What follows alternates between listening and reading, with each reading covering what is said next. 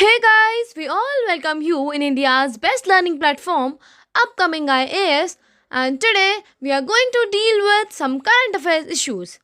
And the topic of the discussion for today is about the launch of Ikshak ship.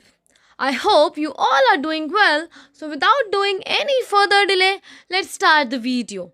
And first of all, we will discuss why this is news because recently Ikshak ship has been launched. तो ये जो Ikshak project है, project ship Ikshak, ये recently Chennai के अंदर कत्तुपल्ली नाम की जगह है, वहाँ पे लॉन्च करी गई है और ये सर्वे वेसल्स के अंदर आती है, सर्वे वेसल्स के लार्ज प्रोजेक्ट्स के अंदर बेसिकली।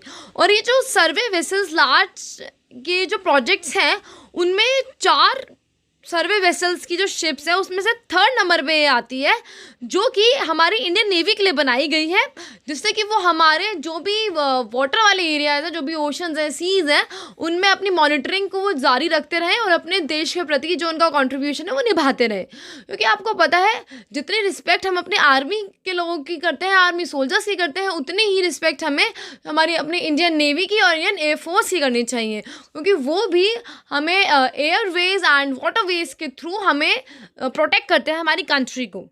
तो इसी की कंट्रीब्यूशन में 3rd टाइप का ये जो इक्षक शिप है ये इंट्रोड्यूस किया गया है।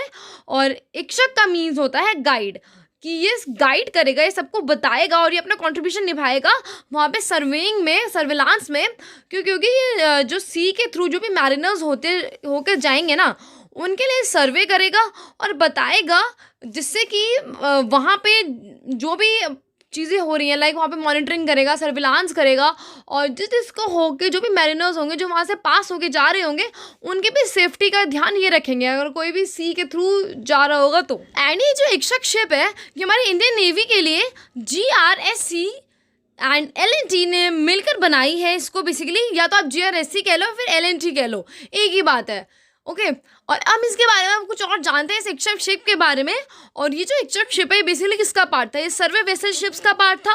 तो ये जो सर्वे वेसल शिप्स होती हैं ये 110 मीटर लॉन्ग होती हैं, और इनकी विड्थ की बात करें तो ये 16 मीटर इनकी वाइड होती हैं, और डीप की बात करें कि कितना गहरा होता है तो ये 3400 टन्स डिस्प्लेसमेंट कर सकती हैं। और ये SVL शिप्स जो बनाई गई हैं ये संध्यक क्लास सर्वे शिप्स जो ऑलरेडी एग्जिस्टिंग थी, जो इंडियन नेवी अभी तक यूज़ करती थी, उनको रिप्लेस करेंगी। क्योंकि SVL शिप्स में न्यू जनरेशन की टेक्नोलॉजी है एंड इसमें हाइड्रोग्राफिक इक्विपमेंट्स भी हैं।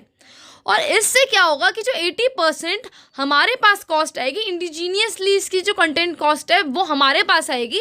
जो भी ये सर्विलांस करेगा, मॉनिटरिंग में हेल्प करेगा, या फिर वहाँ से जो भी मैरिनर्स पास होके जा रहे होंगे वो कोई ड्यूटी टाइप देंगे, तो वो सब कुछ 80% जो है वो हमारे यहाँ पे पास होके आएगा। क्योंकि ministry of defence and GRSC में एक कॉन्ट्रैक्ट हुआ था अक्टूबर में 2018 में, स्टेट थी कोलकाता, तो उसमें ये बोला गया था कि जो 4 SVL शिप्स हैं इनका कंस्ट्रक्शन में जो टोटल कॉस्ट आएगी वो है 2435 करोड़ रुपीस, और इन दोनों ने लाइक उस टाइम पे मिलके बनाया था। तो अब इसकी जो कॉस्ट को रिकवर करने का टाइम है, इसलिए 80% इंडिजीनियस जो भी इससे होगा वो कॉस्ट हमारे पास ही आएगी। और इसमें बोला गया है कि जो इक्षक शिप है ये अक्टूबर 2023 तक अपनी सर्विस प्रोवाइड करेगा हमारी इंडियन नेवी को, और जिससे कि आप और हम सब लोग वाटरवेज के थ्रू भी सुरक्षित रह पाएंगे। कोई हमारी कंट्री में वाटरवेज के थ्रू आने की कोशिश नहीं करेगा। तो इसी के साथ हम अपना सेशन यही एंड करते हैं, और आपको भी अभी रिस्पॉन्सिबिलिटी निभानी है कि आपको भी बहुत अच्छे से पढ़ना और एक अच्छा सिविल सर्वेंट बनना है। तो ये सेशन हम यही एंड करते हैं। I hope you learned a lot, enjoyed a lot. Thank you so much and have a nice day ahead.